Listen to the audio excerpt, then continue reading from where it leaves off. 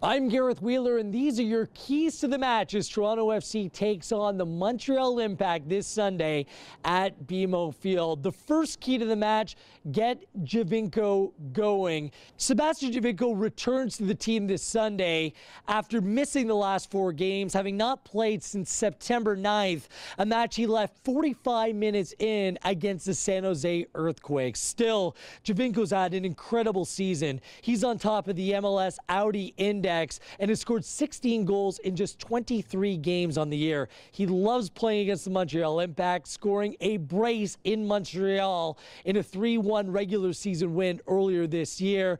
And Giovinco's health is going to go a long way to Toronto FC trying to get back to that MLS Cup final.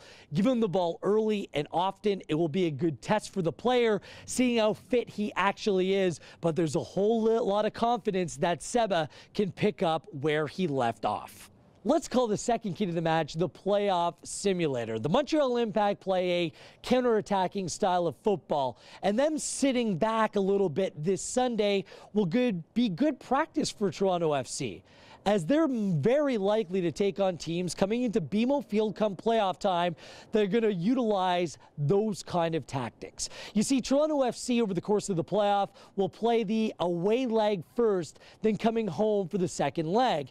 And while they might be facing a deficit coming back to BMO Field, you could expect teams to play very defensive against Toronto FC, parking the bus at times. So it's going to be up to Toronto FC to break down a defensive team or a defensive style of play. So it's going to be about Toronto FC playing the ball laterally, east-west, shifting the back line, then playing those balls in behind the back line that are going to be so essential to breaking down a resolute defensive team. So this is actually going to be very good practice for Toronto FC, simulating some very difficult games that are going to be in their not-so-distant future. And finally, the third key to the match, it's more than just Piatti. Ignacio Piatti, unquestionably the star man for the Montreal Impact. He signed a new contract which will keep him in Montreal long term. He's always such a threat down that left-hand side, particularly on the counterattack.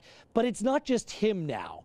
Anthony Jackson-Amel, the Canadian international, has done well up front, along with Blairim Jamali, the Swiss international, playing just behind. Those top three did a number on TFC, delivering Toronto the 5-3 loss, the lone loss at BMO Field on the season. And it's the way they put pressure on the ball, put pressure in around Michael Bradley that caused a nuisance. So it's not just one player in attack for the Montreal Impact you need to focus in on.